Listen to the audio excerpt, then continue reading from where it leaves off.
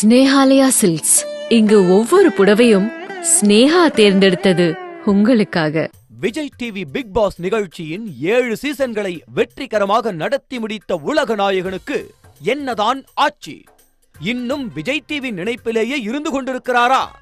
அதே தொலைக்காட்சியில் ஒளிபரப்பான அது இது எது என்ற புரோகிராமின் கடைசி ரவுண்டான மாத்தியோசி ரவுண்டை பிரஸ் மீட்டில் செய்து கொண்டிருக்கிறாரே என்று கேள்விக்கு மேல் கேள்விகள் கேட்டு ஒரு கட்டத்தில் ஓய்ந்து போன செய்தியாளர்களே குழம்பி போகினர். மக்கள் நீதி மய்யம் கட்சியின் 7ஆம் ஆண்டு தொடக்க நிகழ்ச்சி சென்னை ஆழ்வார்பேட்டையில் உள்ள மக்கள் நீதி மய்யம் கட்சி அலுவலகத்தில் நடைபெற்றது. இதில் பங்கேற்ற கமல்ஹாசன் கட்சி கொடியை ஏற்றி வைத்தார். பின்னர் மைக்கை கையில் வாங்கிய கமல், நான் கோபத்தில் அரசியலுக்கு வந்தவன் அல்ல, சோகத்தில் வந்தவன், என் மக்களுக்கு இப்படி நடக்கலாமா என்ற கேள்வியுடன் வந்தவன் என டச்சிங் டயலாக் பேசினார். நான் கோபத்தில் அரசியலுக்கு வந்தவன் அல்ல, சோகத்தில் வந்தவன். என் மக்களுக்கு இப்படி நடக்கலாமா, ஏன் இப்படி போயிட்டே இருக்கு அப்படிங்கிற ஒரு கேள்வியுடன் வந்தவன் நான். இங்கு யாருமே முழு நேர அரசியல்வாதியும் இல்லை, முழு நேர அப்பனும் இல்லை என ஒருமையில் சீறிய கமல், எல்லோருமே 8 மணி நேரம் தூங்க வேண்டும், 8 மணி நேரம் வேலைக்கு போக வேண்டும், 8 மனுஷ வாழ்க்கை பிரிச்சுக்கோ என தனது நண்பர் ரஜினியின் இக்கட ரா ரா ரா ராமையா பாடல் வரிகளை கூறிக்கொண்டிருந்தார். தான் முழு நேர அரசியல்வாதி இல்லை என ஒரே வார்த்தையில் கூறினால் முடிய போகிறது, அதற்கு ஏன் பழைய பாடல் வரிகளை நோண்ட வேண்டும் என்பது போல் இருந்தது. முழு நேர அரசியல்வாதி என்பவர் யார்? நான் இன் வெறுமையில போட்டு பேசிட்டேன், யாராவது தப்பா பேசிடக்கூடாது. ஒருவனும் கிடையாது என்பதுதான் உண்மை.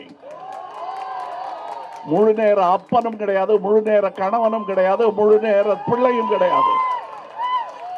அவனுக்கு 8 மணி நேரம் தூங்கி ஆகணும், 8 மணி நேரம் வேலைக்கு போய் ஆகணும், 4 மணி நேரம் வீட்டில் இருக்காங்க. அப்ப முழு நேர அரசியல்வாதி என்பது யார் என்று எனக்கு சொல்லுங்கள்.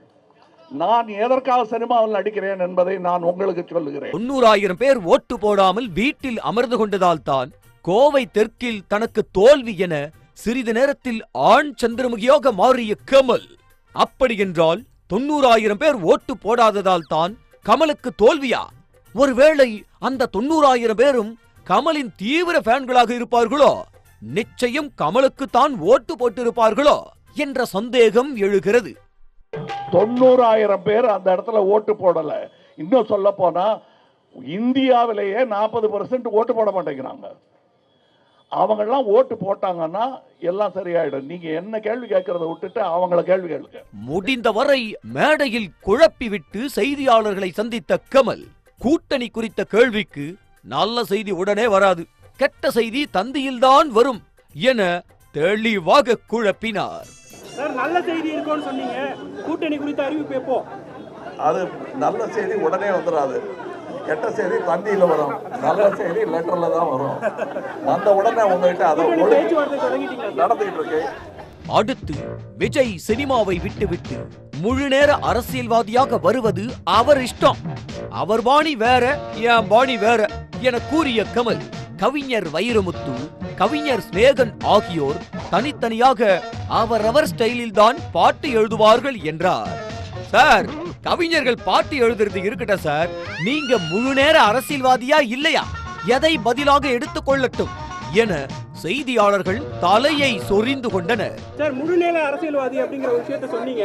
உங்க தம்பி விஜய் சினிமாவை குவிட் பண்ணிட்டு முழு நேர அரசியல்வாதியா வரப்போறேன்னு சொல்லியிருக்காரு. அது அவர் இஷ்டம். அவர் செய்யற சினிமா அவர் பாணி, நான் செய்யும் விஷயம் என் பாணி. இவருக்கு கவிஞர் சேகன் ஒரு மாதிரி பாட்டு எழுதுவாரு, நான் ஒரு பாட்டு எழுதுவேன், வைரமுத்து ஒரு மாதிரி பாட்டு எழுதுவாரு. அவர் அப்படி எழுதுறாருன்னு கேட்கக்கூடாது. இதே போல விஜயுடன் இணைய வாய்ப்புள்ளதா என்ற கேள்விக்கு, விஜய் அரசியலுக்கு வர வேண்டும் என சொன்னதே நான் தான், தனது அலுவலகத்தில் தான் பேச்சுவார்த்தையே நடந்தது என கமல் சுற்றி வளைத்தார். ஆமாம் இல்லை என நெற்றி பொட்டில் அடித்தார் போன்று சொல்லாமல் சொல்ல வேண்டும் என்பதற்காக ஏதோ ஒரு பதிலை சொல்வதா? அட போங்க சார் என்பது போல இருந்தது. தம்பியோட இணைய திட்டம் இருக்கா? விஜயோட இணைவீங்களா அரசியல்ல? இல்ல, நான் அவரோட ஏற்கனவே பேசியிருக்கேன். அரசியலுக்கு வரணும்னு சொன்ன முதல் வரவேற்பு குரல் என்னுடைய குரலாக தான் இருக்கும். இந்த ஆபீஸ்ல தான் நடந்தது. ஒரே மேடையில் இருப்பீங்களா? இதையடுத்து கடந்த 6 ஆண்டுகளில் கட்சியின் வளர்ச்சி எப்படி உள்ளது, எத்தனை உறுப்பினர்கள் உள்ளனர் என நியூஸ் தமிழ் செய்தியாளர் கேள்வி எழுப்பினார். அதற்கு கோவை தெற்கில் தனக்கு தோல்வியே இல்லை, அது ஜனநாயகத்தின் தோல்வி என்றார் கமல். ஐயா, அந்த உறுப்பினர்கள் எத்தனை என்ற கேள்விக்கு நீங்கள் பதில் சொல்லவே இல்லையே என செய்தியாளர் யோசித்தார்.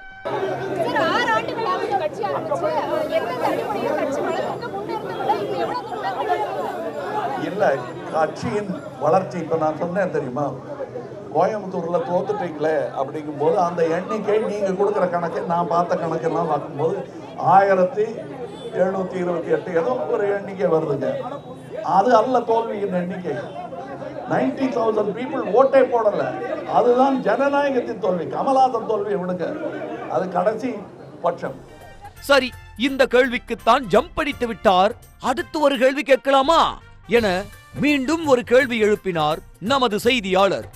ஒருவேளை கூட்டணி அமையும் போது டார்ச் லைட் சின்னத்திலேயே போட்டியிடுவீங்களா என கேட்க, மக்கள் நீதி மையம் சிறிய கட்சி என கூட பாராமல் டார்ச் லைட் சின்னம் கொடுத்தது பெரிய விஷயம், நல்லவர்கள் எல்லா இடத்திலும் இருக்கத்தான் செய்கிறார்கள் என சம்பந்தம் இல்லாமல் பேசினார். அப்போது ஒருவேளை நாம கேட்ட கேள்விதான் தப்போ என மீண்டும் குழம்பினார்.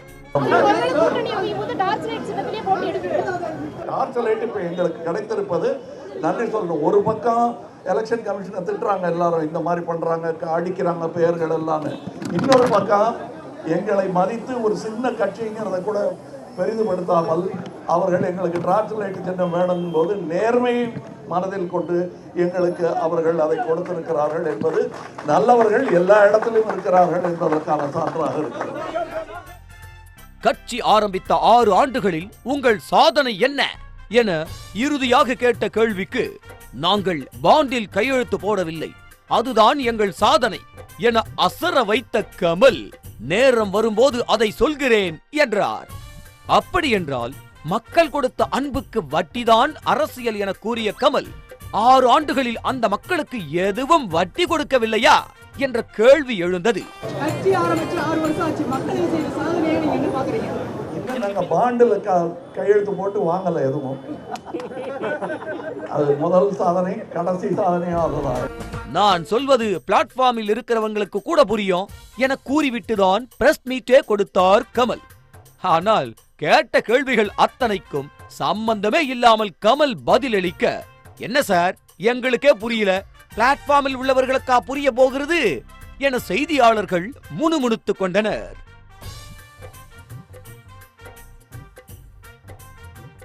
ஏதாவது 10 கேள்விகளுக்கான பதிலை மொட்டை மனப்பாடம் செய்து கொண்டு தேர்வுக்கு செல்லும் மாணவர்கள் சிலர் என்ன கேள்வி கேட்டாலும் தனக்கு தெரிந்த பதிலை எழுதிதான் தேர்வுத்தாளை நிரப்புவார்கள். அப்படித்தான் இருந்தது ஆழ்வார்பேட்டை ஆண்டவரின் அத்தனை பதில்களும். ஸ்னேஹாலயா சில்க்ஸ், இங்கு ஒவ்வொரு புடவையும் ஸ்னேஹா தேர்ந்தெடுத்தது உங்களுக்காக. செய்திகளை உடனுக்குடனும் துல்லியமாகவும் தெரிந்து கொள்ள சப்ஸ்கிரைப் பண்ணுங்க.